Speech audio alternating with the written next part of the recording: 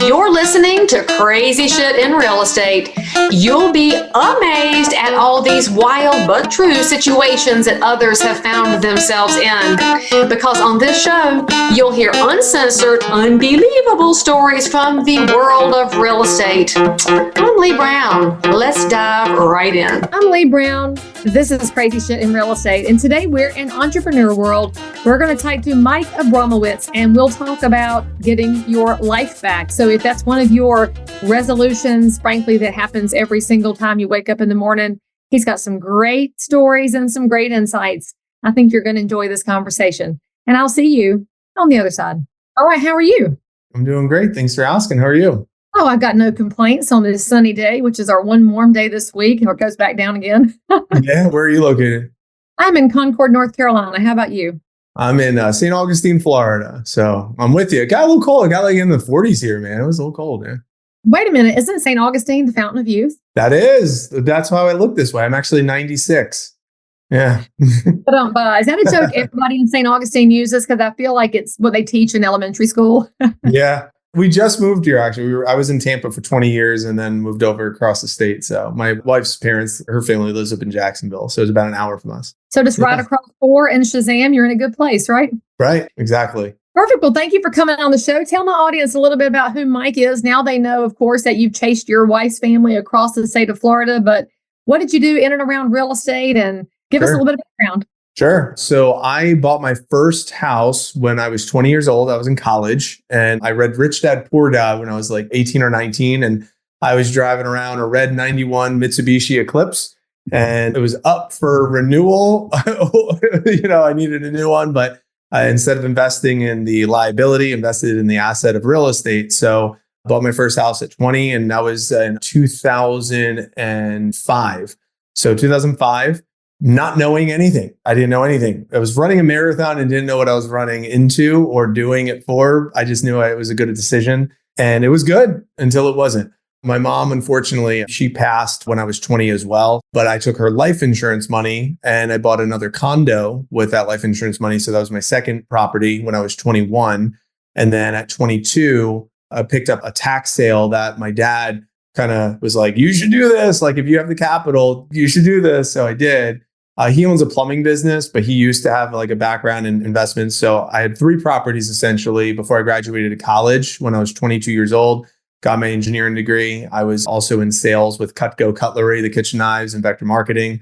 So I paid my way through college selling Cutco. And then when I graduated, I had the 3 rental properties. I went into management with Cutco 2008. And then we know what happened from there. And then I could get into the pitfalls. I could get into all the lessons, but I'll kick it to you. But that's where things started in real estate. And then I could obviously where I'm at now, it's a little different, but that was the starting point for me when I dipped my toe first and foremost. So first of all, I have to say, everybody out there who's in real estate, quit trash talking Cutco people because y'all talk a lot of smack about Cutco salespeople, even though you love their knives. One of the things that's amazing about that company is they really do give young people a good start. And it's a wonderful place to get some people skills and some sales training that will literally change whatever career path you wind up in. I love Cutco, not just for the product that they sell, but for how they really invest in the next generation of salespeople. And I say this as somebody who lost the top of her knuckle to my really good Cutco knives. That's how sharp they are, and they never need sharpening, So I did clean the blood up and I did grow back the skin of the meat, never grew back. But, I still love Cutco, even though they took my knuckle. And I also wanted to point out that you read Rich Dad Poor Dad at a really young age. My goodness, I've tried to get my kids to read it. My kids are 17 and 19, and I've made them play Robert Kiyosaki's cash flow game, and they hate me for it. I think it's because it hits a little close to home. And don't you wish that we could get this next generation of people to read Rich Dad Poor Dad instead of getting on TikTok and whining about how they're never going to make it? Yeah. Well, my Cutco mentors who gave me that book. So that was a part of our leadership training program. So it all kind of comes full circle. And that's my origin. I mean, I just retired from Cutco after 20 years. So I trained over 5,000 people that did over $19 million in sales. Because of what it did for me, it was a really important piece of me to continue to share that with other people. So I'm with you. I love that. We call that a battle wound. So you got a battle wound in the kitchen. But yeah, the product line is fantastic. But I agree, the student work program, the development program is skills for life that is so impactful for me and a lot of other students that I was able to develop and train. So speaking of those battle wounds, and you've already alluded to it a couple of times, where would you say you had your first big learning moment in real estate? Oh, only one. So Which is a really big, expensive one. Here's what I'll say. The short of the story, and then we could go in whatever direction you want. I ended up losing not only the properties, but I lost $130,000. I was $130,000 in debt in my mid-20s, lost the properties, and had a 400 credit score near bankruptcy.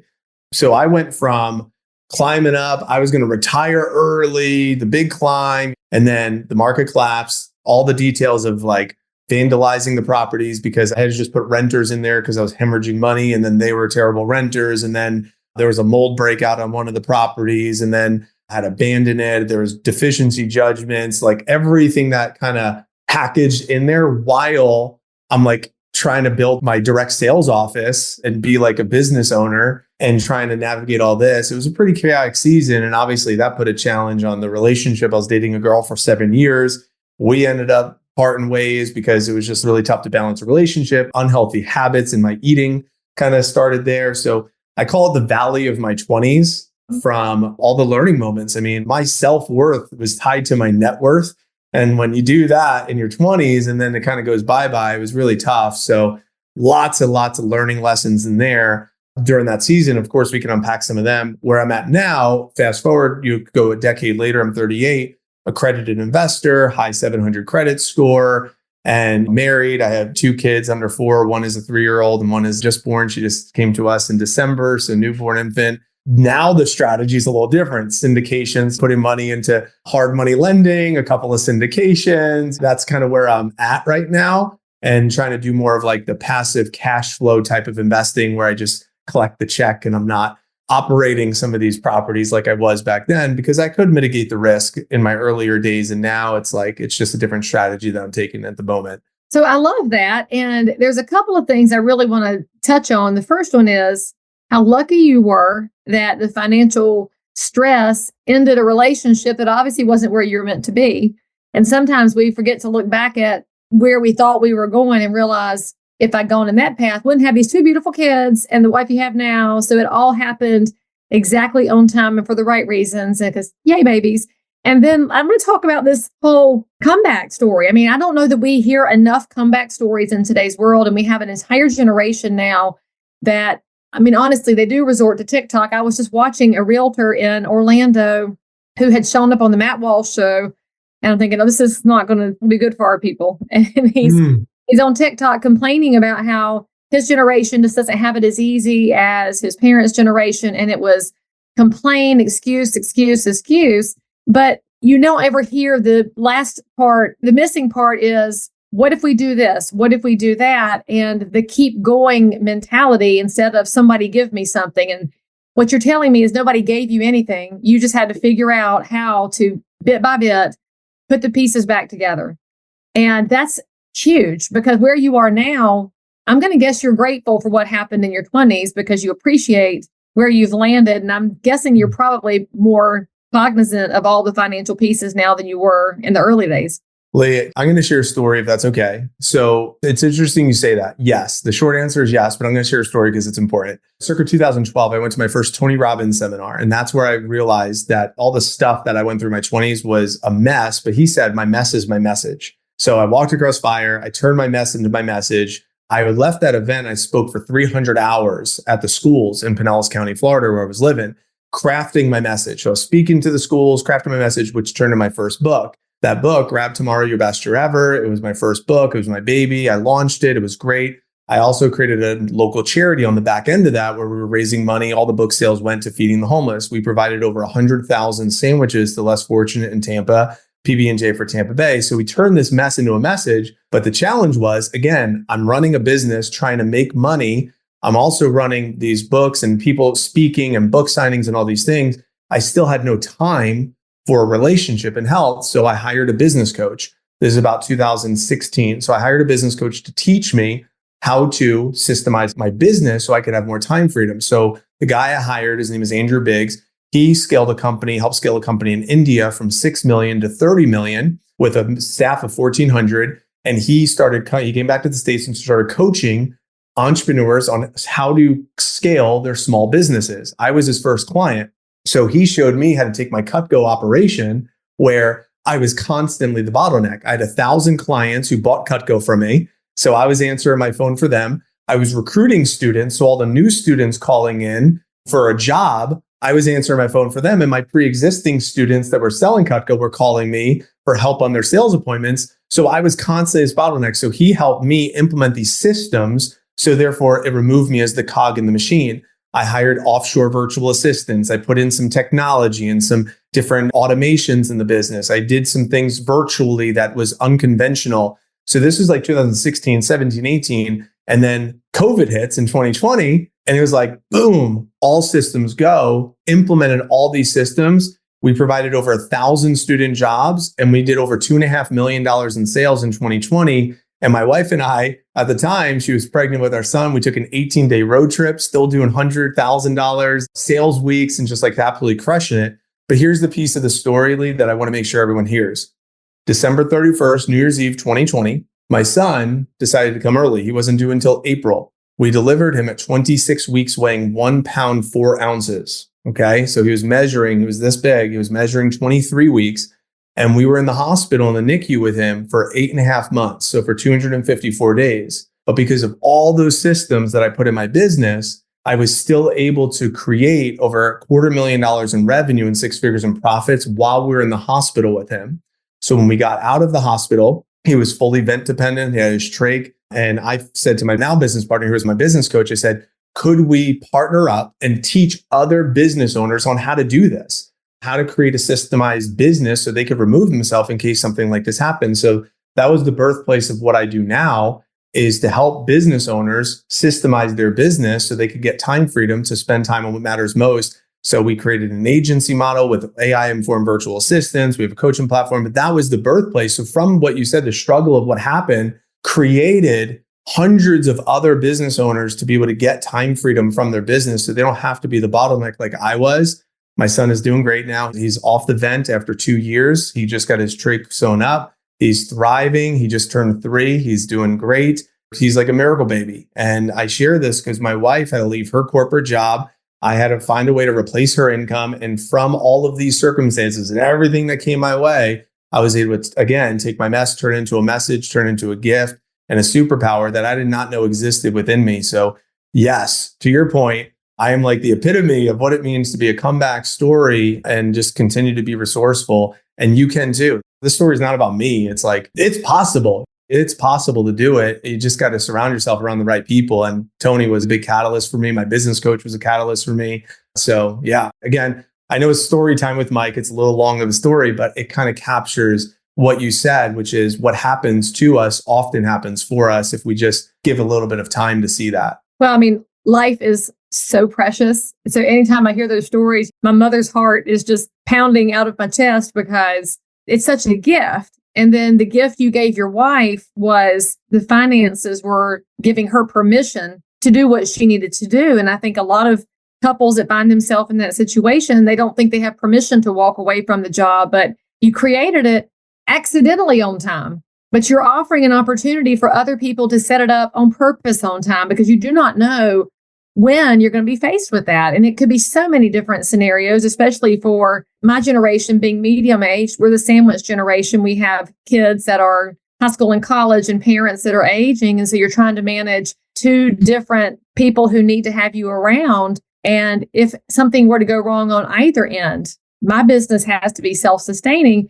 And particularly in real estate, I was sitting here writing down that note about you calling yourself the bottleneck. I see this so frequently in real estate where somebody is skilled at working with the public. They are skilled at real estate and the phone just keeps ringing and they just keep saying yes. And because they said yes too many times, their bandwidth is overloaded. Service level starts to slow down. They start losing business. And in the meantime, if they'd had some kind of system or some kind of help in place, they could have sustained it or even grown it in case something happens. But even if nothing ever big happens, you could live a more fulfilling and productive life if you're just not carrying around that burden. I think your story is just, well, first of all, it's a reminder that even at 26 weeks old, we have this modern medicine to keep babies alive. So amazing. And we call that time rich, by the way. That's what we call it in our company, just being time rich. And you're family rich too. So you can be time and family rich. If you are remotely awake, then you know that we are heading into some really tricky economic times. We have home buyers that have put the kibosh on buying. We have sellers who have found out suddenly their houses aren't dipped in 14 karat gold. And as a realtor, you are still trying to keep up with the business you have and trying to answer questions in the meantime while also managing sky high fuel cost at the pump. Never fear, because my new video course is coming out right now, and it's called How to Dominate During a Recession. I've been a realtor for 22 years. My business went up every year during the Great Recession, and it's all because of education. This course is 4 modules. There might even be some bonus content for you.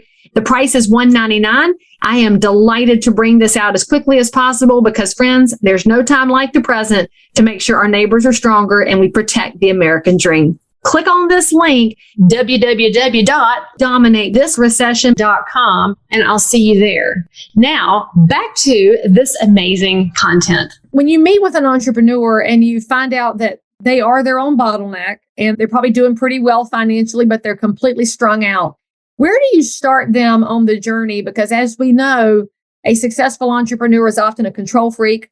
Who is afraid to let anybody else touch the bottleneck, because the bottleneck is only created because I personally am no one could do it as good as me.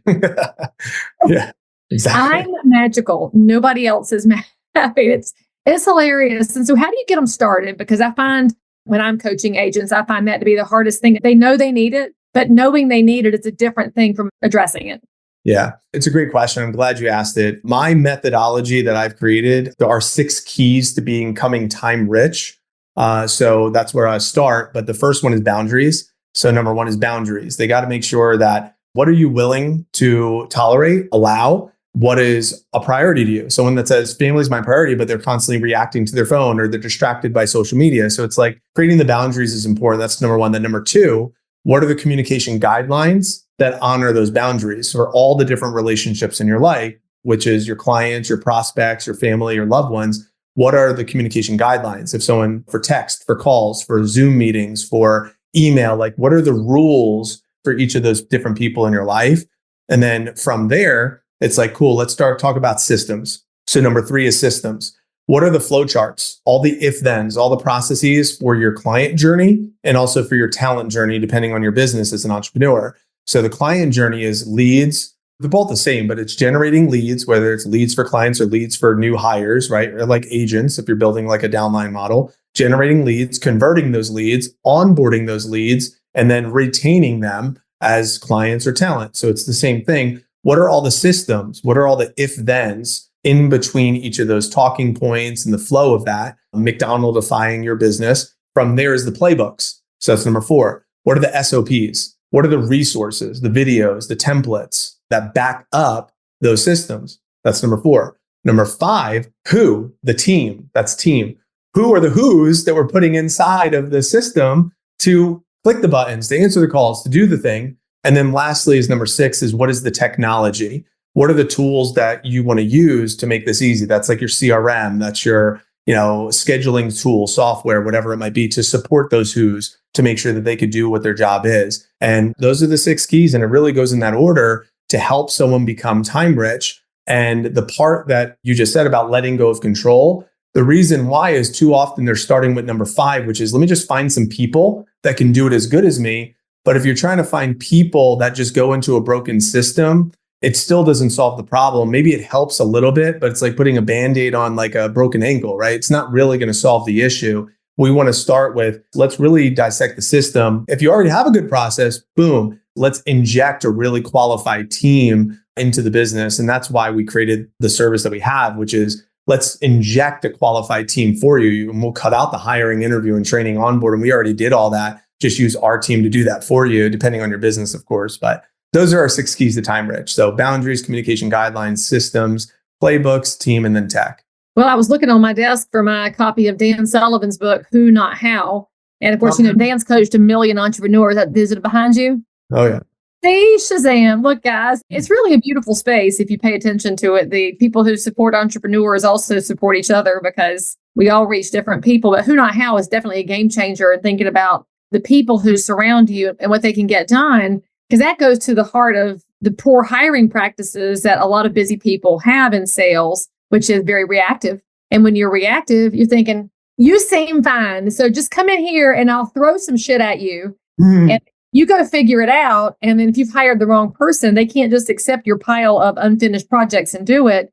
But if you're thoughtful about it and plan before you need them, it's a wild scalability change. I love that. So I want to know something about Mike. Mike, tell us, what is one of your boundaries when you're talking about boundaries in life? And I also wrote down the rules of engagement as a wonderful thing to think about, because often we tell people we're available for certain hours, but we don't tell them it's different by channel, because it is. I would much rather reply to a text late at night than get on the phone with somebody late at night. So I love that rules of engagement piece. But I want to know a Mike boundary. What is at the top of your list for y'all can't have this? Sure. So very, very simple. The 9 to 4 Tuesday, Wednesday, Thursday, and 9 to 2 on Friday. So that's like my boundaries of where if somebody wants to get on my schedule, I have about 25 different Calendly links, depending on what type of conversation somebody wants to have with me. So if it's a personal connection, like a friend, it's a catch-up call. If it's someone that wants to learn about our services for VAs, for virtual assistants, it's a 90-day delegation plan.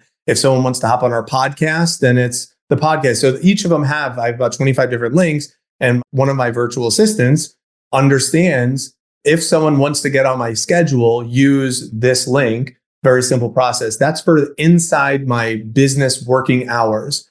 Monday is personal day. That's where I could do whatever I need to do to work on my business, on my life, whatever I want to do. Saturdays are my wife's personal day. So I take the kids before our newborn. Newborn is kind of like making things a little unique right now. But with James, when he got out of the hospital, I'll take him. We'll go farmer's market, the zoo here in St. Augustine, the Gator Farm, whatever. And she has a little bit of a personal time. So she has a personal day Saturday. I get a personal day Monday. Sunday's family day. And evenings are with the family after I'm done with calls. So mornings are for me. So mornings are listen to podcasts, read, journal, reflect, meditate, breath work, whatever it might be, for me to kind of get ready and prepared for working in my business during those days. So that is the boundaries. Now that I clearly define the boundaries, everything else falls into what are my non-negotiables. Because what happens, Leigh, I create those boundaries and then someone tries to get my attention on a Monday. Monday's personal day. So what message am I sending to a staff member, a prospect, a client, a family member, anybody, whoever's trying to get my attention on Monday? I say that's personal day, but I actually take the call or actually talk to them or respond to them, or I'm in my email or doing work. The message I'm sending to them is, oh, it's not really a boundary. If it's out of bounds, it needs to be communicated. It's out of bounds. Hey, don't respond, right? If you just by responding means you saw it. I'll see it sometimes, but I don't respond. I respond on first thing on Tuesday and let them know, hey, I saw you message me on Mondays. Mondays are my personal day. I'm not on technology, but here's my response. So that way they know. And you do that for every one person. Eventually, each person is going to know the boundary and they're not going to reach out to me on Mondays. Okay, so I know the excuse that my listeners are giving you right now, because I can read you people's minds. I know what you're thinking. They're all thinking, sounds great for you, Mike, but I'm in real estate. And I hear that all the time. Yeah. I have to work when other people want me. I have to give up my personal day because this house came on the market. I have to work at night because it's a listing in my neighborhood. I have to work on Sunday because it's a relocation client. What do you say to somebody that absolutely will not abide by their own boundaries because they make 1,000 excuses for it? Well, here's the question. Number one, we got to start with the priorities.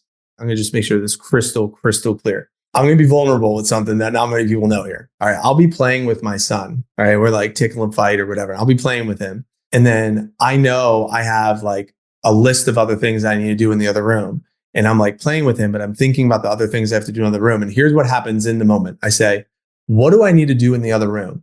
Okay. I need to talk to this person, send this email, get this person on the horn. I got to answer that call. Why do I want to do that? So I can eventually make money. Or so I can turn that into a profit. Okay, why do I want to make that money and turn it into a profit? So I can have nice experiences with my son that I'm having right now in this exact moment.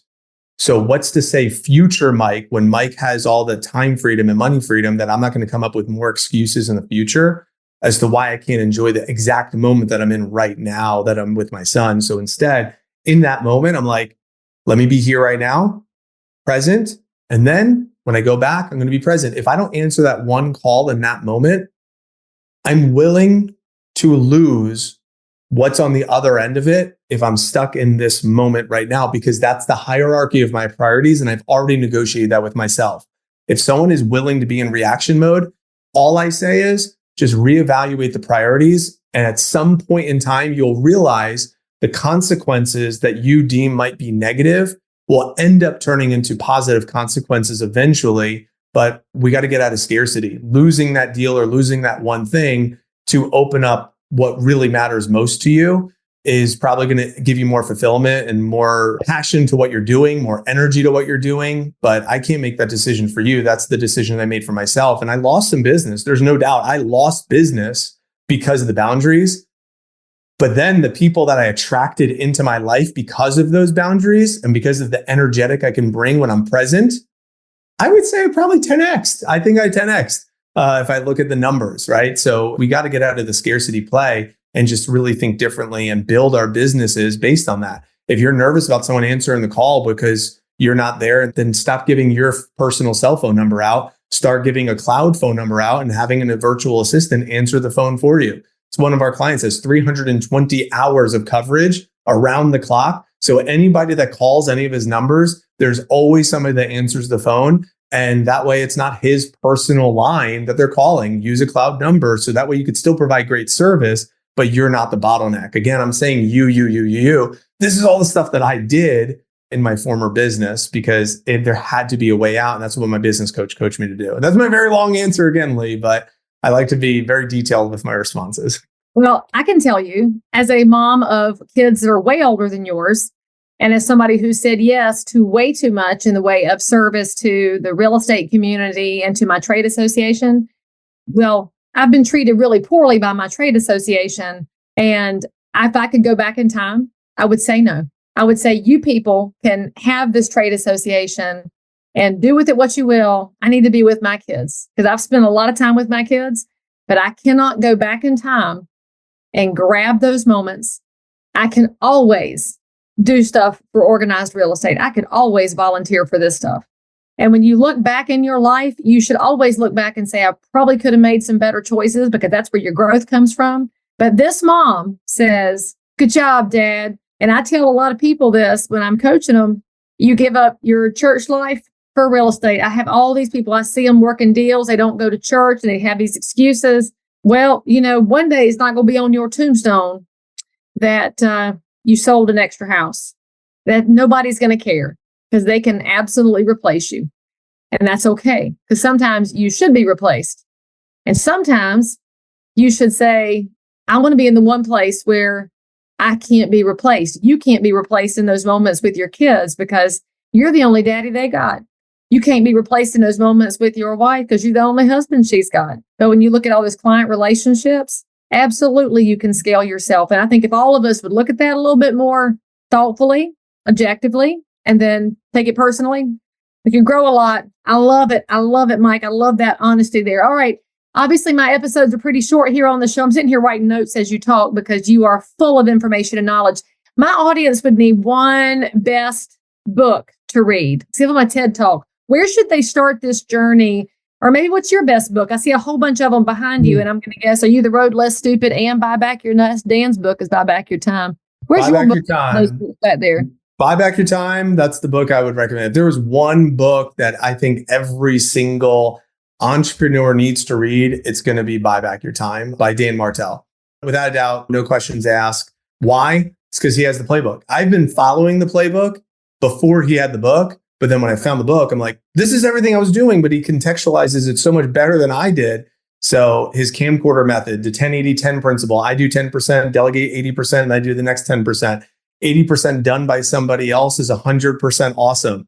Offloading in order, the replacement ladder, admin, marketing, fulfillment, sales, and then leadership. I mean, it is for sure. Dan Martell, love him. And then obviously you're totally in the same space and all this. And stuff. then Dan Sullivan, anything Dan Sullivan. I have a Gap in the Gain, Who Not How. I just finished 10X is greater than 2X. All Dan Sullivan's work is fantastic too. So yeah, we're doing this together. And if there's a way for me to support and serve, right now I'm doing free 90-day delegation plans, betterthanrich.com/ free slash 90-day plan.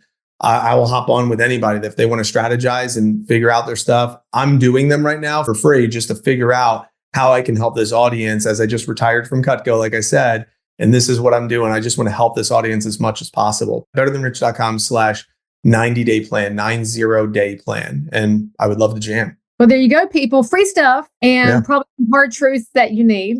And Mike, thank you so much for coming on the show. We'll have all of the contact information and all the links in the show notes for this episode. For those of y'all that were not paying attention or weren't writing anything down because you're driving, don't worry about it. We got you, boo. It'll all be in there. And I really appreciate the vulnerability. And I really love that you're really going to help people get things better. And that should always be our goal when we're in business or at home. Just get it a little bit better. And I appreciate you being on the show and sharing that, Mike. My pleasure. Thanks so much for having me, Leigh. All right, guys, say something nice about Mike down in the comments and give him a high five and a prayer for his kids to have continued health and growth. And pray for the wife too, because until they're all potty trained, it's not exactly fun. Make sure you hit the bell and subscribe, and we'll see you next time. As always, I'm so super thrilled that you joined in for more crazy shit. And if you're a realtor, investor, inspector, lender, or just a regular human being who happens to have an unbelievable story that you need to tell the world about, or frankly, you just need to one-up the story you just heard, then make sure to DM me on Instagram at Leigh Thomas Brown, or tweet me at Leigh Brown, or frankly, any social network where you hang out. I'm there. And if you had some fun, then you totally want to subscribe so you don't miss out on any future episodes.